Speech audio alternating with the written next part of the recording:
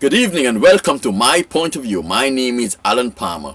My Point of View is a social video blog that deals with issues and events as it relates to St. Vincent and the Grenadines, the Caribbean, and the world. The issue of rape is very troubling in St. Vincent and the Grenadines. Ever since the policewoman, the Canadian lawyer, and some other people came out and accused Prime Minister Ralph Gonsalves of rape, the issue of rape has skyrocketed out of control. You may ask why. The why factor, I don't know. I could only speculate. But what exactly is rape? Some people will classify rape as sexual intercourse without permission. But rape goes further and deeper than sexual intercourse without permission. Rape destroys the person's mind, their body, and their soul. Rape is one of the most destructive elements they have in society. The slave masters in slavery used rape to control family. They use rape to silence strong women. They use rape to embarrass, shame, and to break strong men. Yes, our black men have been raped during slavery.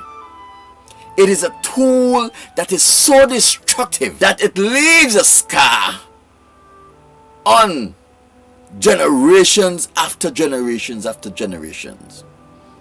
It is important to know that once a person was raped, there is a 90% chance that their children would also be victim of rape. This is serious business.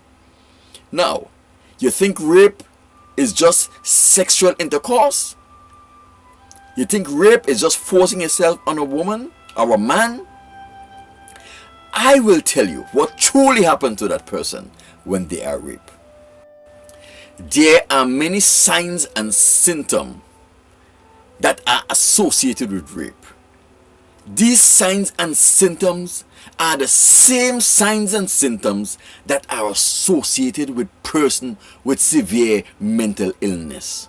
In other words, rape takes a sane, rational person and turns them into an insane, irrational individual.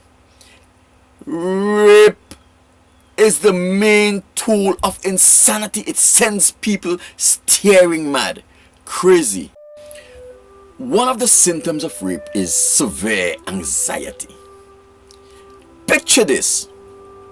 An individual is worried. They become anxious and worries about everything. Every instance of peace of mind is shattered with anxiety, the worry of things that will happen, that will not happen. They become anxious over everything.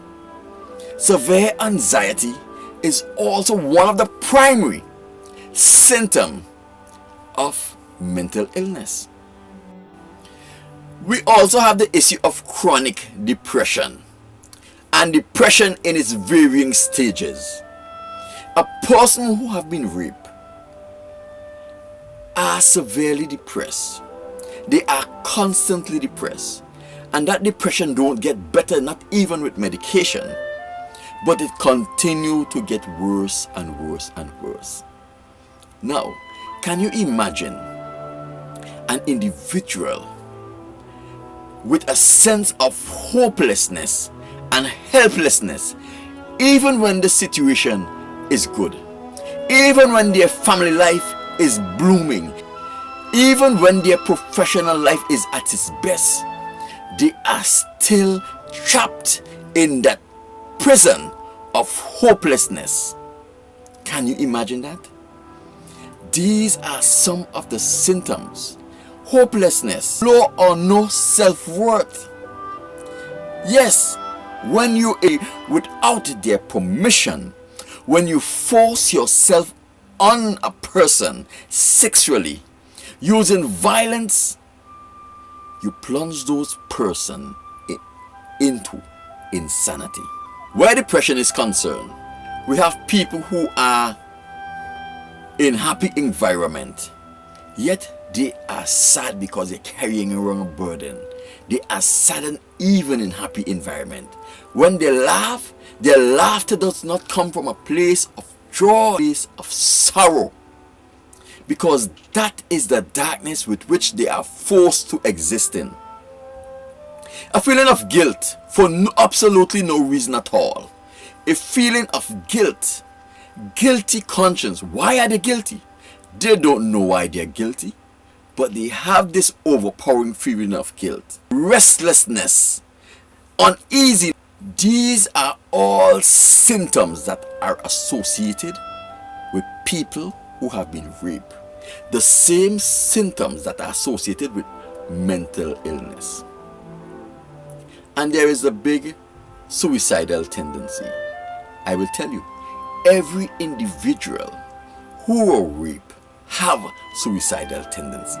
The pressure of life, the burdens that are being brought on their life because of the infliction of rape make them want to kill themselves. And guess what?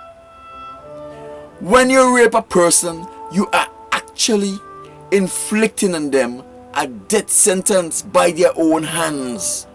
If you have ever raped an individual, that is what you have done to them. You have sentenced them to death by their own hands, because rape is a prime motivator for suicides. Rape. Then we have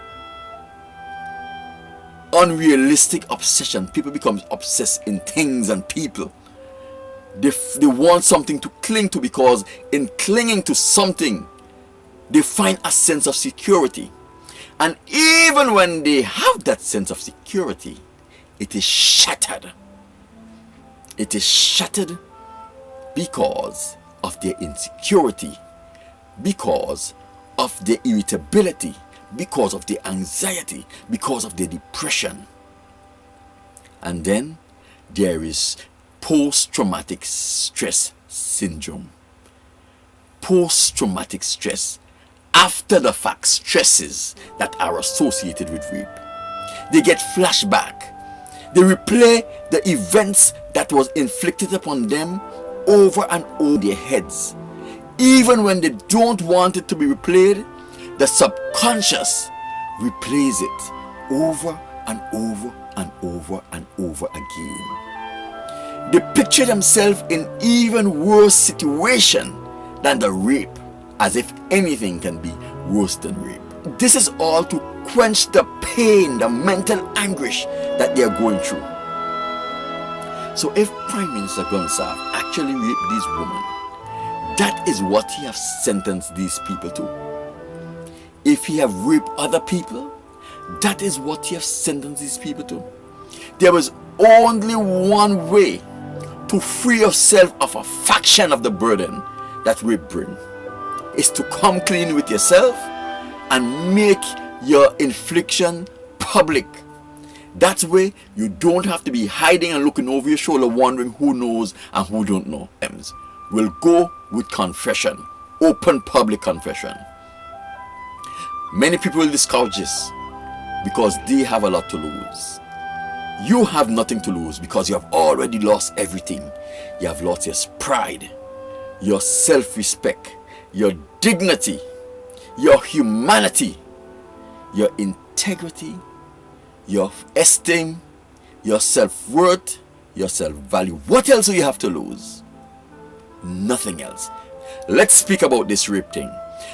Tell me your story. You are a victim. Admit that you are a victim. Hiding it only protect the criminals.